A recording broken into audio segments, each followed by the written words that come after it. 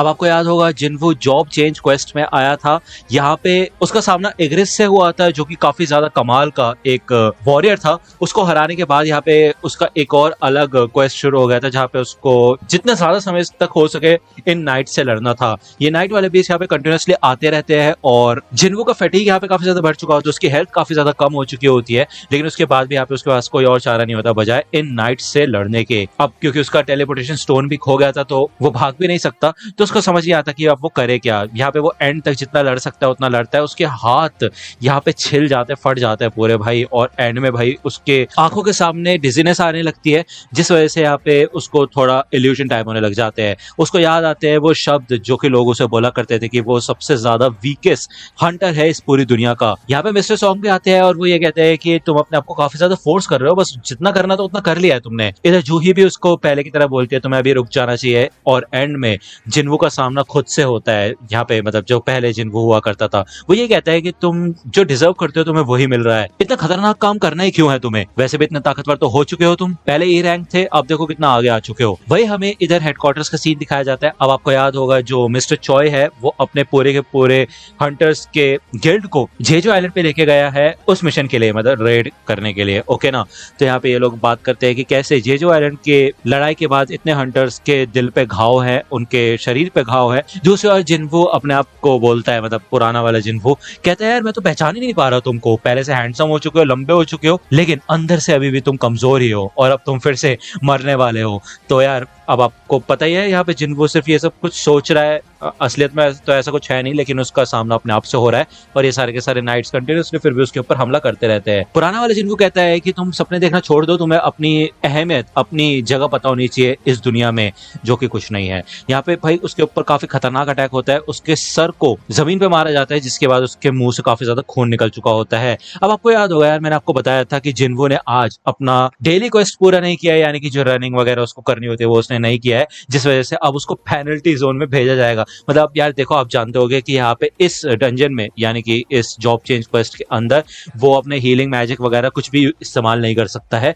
लेकिन अब उसको एक नया मौका मिलेगा जिसके बाद पुराना जिन्वू कहता है ऐसा लगता है कि सिस्टम तुम्हें जिंदा रखना चाहता है तो मिलेंगे अगली बार, जिसके बाद यहाँ पे उसको पेनल्टी जोन में ट्रांसफर कर दिया जाता है। यहाँ पे आते साथ ही वो समझ जाता है कि यार ये जो पेनल्टी जोन है उसने उसकी जान बचा ली आज। ऐसा लगता है सिस्टम को पहले से पता था ये काफी खतरनाक होने वाला है, इसलिए उसने उसे गुड लक बोला था और आज से पहले कभी भी वो 90% तक थका नहीं। तो यहाँ पे उसका फैटिक 0 हो जाता है क्योंकि वो पोशंस वगैरह पीने शुरू कर देता है। यहाँ पे जब वो हेल्थ बढ़ाने वाला पोशन पीता है तो ऐसा लगता है कि उसका एचपी इधर नहीं बढ़ने वाला है, वो उसको नेचुरली ही बढ़ाना पड़ेगा क्योंकि एक पॉइंट से नीचे गिरने के बाद उसको पोशन देके नहीं बढ़ाया जा सकता। तभी यहाँ पे वो भाई बड़े बड़े डेजर्ट सेंटीपीड्स आ जाते हैं जिसका जिन्वू इन सभी के सभी सेंटीपीड्स को मारना शुरू करता है। अब उसे पता है यार कि वो हार नहीं मान सकता, ये दर्द जो भी है उसकी बॉडी के अंदर वो जब तक उसे जान से नहीं मार देता तब तक वो ताकतवर बनता रहेगा।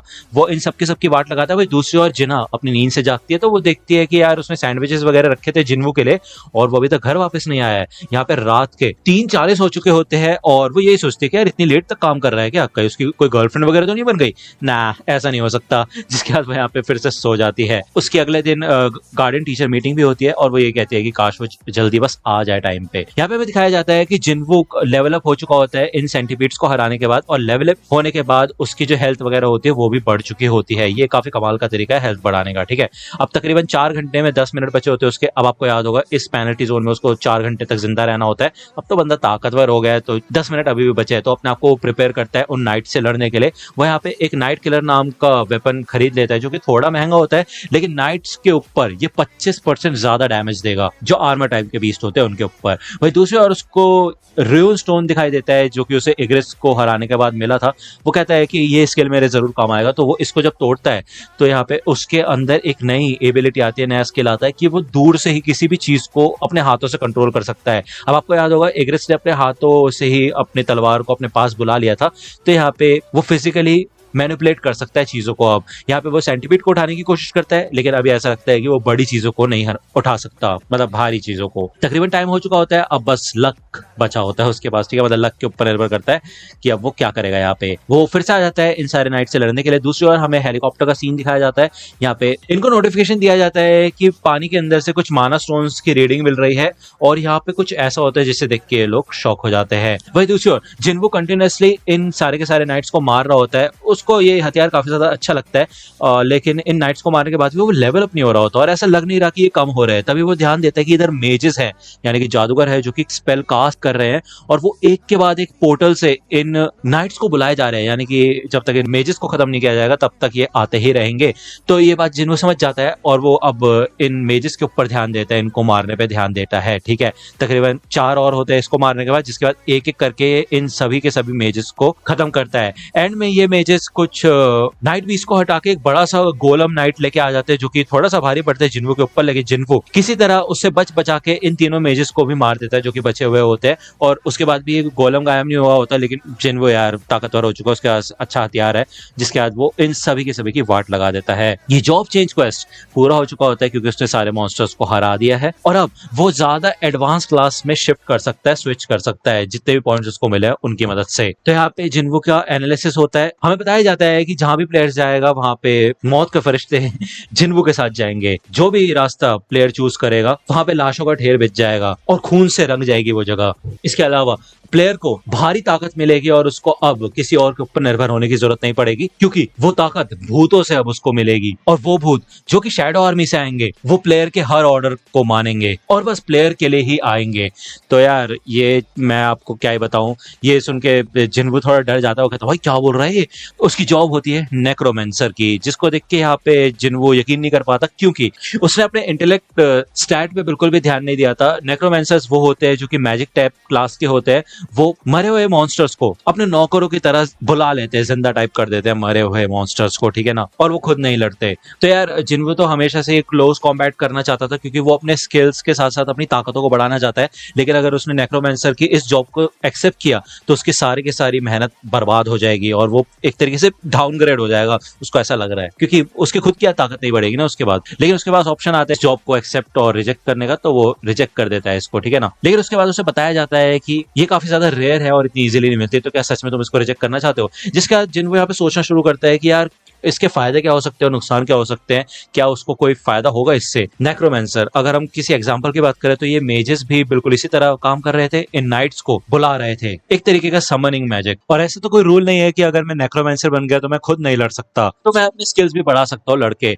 आगे से मैं अकेले काम नहीं करूंगा। तो इन द एंड जिन्वो इस ऑफर को एक्सेप्ट कर लेता है और एक नेक्रोमेंसर बन जाता है। एनीवे, इसका हमें और सीन दिखाया जाएगा, बीच बीच में हमें हेडक्वार्टर्स का सीन दिखाया जा रहा है। वहां पे तकरीबन सुबह हो चुकी होती है और ये लोग ये अंदाजा लगाते हैं कि हंटर चॉय और बाकी लोग आइलैंड पे अभी तक पहुंच चुके होंगे। जिसके बाद जिन्वो के सारे स्किल स्टैट्स को फिर से एनालाइज किया जाता है और उसको काफी सारे बोनस पॉइंट्स मिलते हैं अलग अलग चीजों के, क्योंकि उसने इतने सारे लोगों को हराया, इतनी कम एचपी पे हराया, अलग अलग चीजें काउंट होती है उसकी, ठीक है ना। जिसके बाद उसको इमीडिएटली एक और नया टाइटल मिल जाता है शैडो मोनार्च का, जो एक काफी स्पेशल क्लास होती है, ठीक है। जिन्वो को यकीन नहीं होता, वो कहता भाई सच में मैंने इतने सारे पॉइंट्स इकट्ठा कर लिए क्या। यहाँ पे हमें दिखाया जाता है ये जो सारे के सारे मरे हुए बीस्ट होते हैं, इनके अंदर से एक ब्लैक ऑरा निकलने लग जाता है और जिन्वो को मरे हुए लोगों की आवाजें सुनाई देने लग जाती है। वो कहता है कि ऐसा लग रहा है ये लोग काफी दर्द में है। तभी शैडो एक्सट्रैक्शन का एक ऑप्शन बाहर आता है और इन सभी के सभी नाइट बेस के ऊपर लिखा हुआ होता है कि यार इनकी शैडो को कंट्रोल कर सकता है जिन्वो, और इसके अलावा उसको एक वर्ड डिसाइड करना है जो कि और कोई नहीं, थोड़ा सोचने के बाद वो बोलता है अराइज। तो अराइज जब जिन्वो बोलेगा तो जितने भी मरे हुए बीस्ट या फिर मॉन्स्टर्स होंगे वो उठ के जिंदा हो जाएंगे और जिन्वो को सर्व करेंगे। मतलब यार राजा टाइप बन गया जिन्वो यार, यहाँ पे काफी कमाल की पावर है, तुम्हें नहीं लगता। यहाँ पे उसको 2 स्किल्स मिले होते हैं जो कि होते हैं शैडो एक्सट्रैक्शन, जो कि अभी हमने देखा, और शैडो स्टोरेज, यानी कि वो जगाए हुए शैडोज को यानी कि मॉन्स्टर्स को सेव करके भी रख सकता है बाद के लिए, ओके ना। साथ ही साथ इन सभी मॉन्स्टर्स यानी कि बीस्ट की अलग अलग रैंक्स होती है। अब वो सोचता है कि यार रैंक्स है तो इसका मतलब ये है कि वो एस रैंक के या ए रैंक के बीस्ट को भी जगा सकता है क्या, तो वो इग्रिस को याद करता है। यहाँ पे वो कुछ बीस्ट को वापस भेज देता है और आता है night commander Igris the blood red के पास।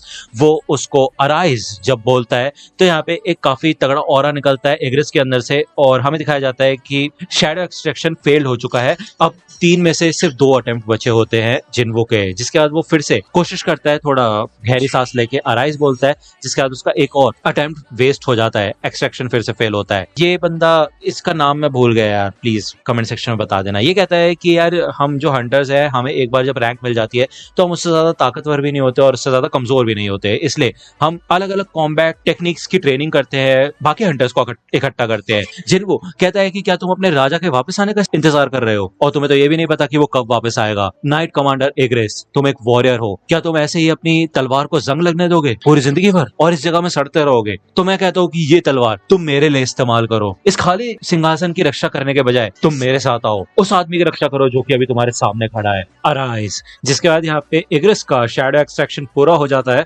और इग्रेस की जो शैडो होती है, यानी कि उसकी सोल जो होती है, वो बाहर निकल जाती है। अब वो लेवल 7 का है नाइट, ठीक है, तो उसका भी नाम रखने के लिए यहाँ पे कहा जाता है। इस हेडक्वार्टर में ये बंदा यही कहता है कि यार हर एक दिन नई अवेकनिंग होती है और साथ साथ हमें जिन्वो का भी सीन दिखाया जाता है। जिन्वो इग्रेस को उसका नाम दे देता है जो कि और कुछ नहीं बल्कि इग्रेस ही होता है, और बार बार यार हमें उस बंदे की आवाज सुनाई दी जा रही है। मतलब हेडक्वार्टर्स में जो है वो कहता है कि ऐसा एक इंसान आता ही होगा जो काफी ज्यादा ताकतवर है, वो कभी भी पैदा हो सकता है, जो कि एक नई उम्मीद लेके आएगा हम लोगों के लिए। और साथ में हमें जिन्वो का सीन दिखाया जाता है, तो हम कह सकते हैं भाई जिन्वो ही होगा वो बंदा, ठीक है ना। एनीवे यहाँ पे इग्रेस उठता है, खड़ा होता है और पीछे आके बैठ जाता है। ये सारे के सारे नाइट्स बैठ जाते हैं अपने घुटनों पे, जैसे एक राजा के सामने बैठते हैं सर झुका के, और जिन्वो कहता है तो अब तुम मेरे साथ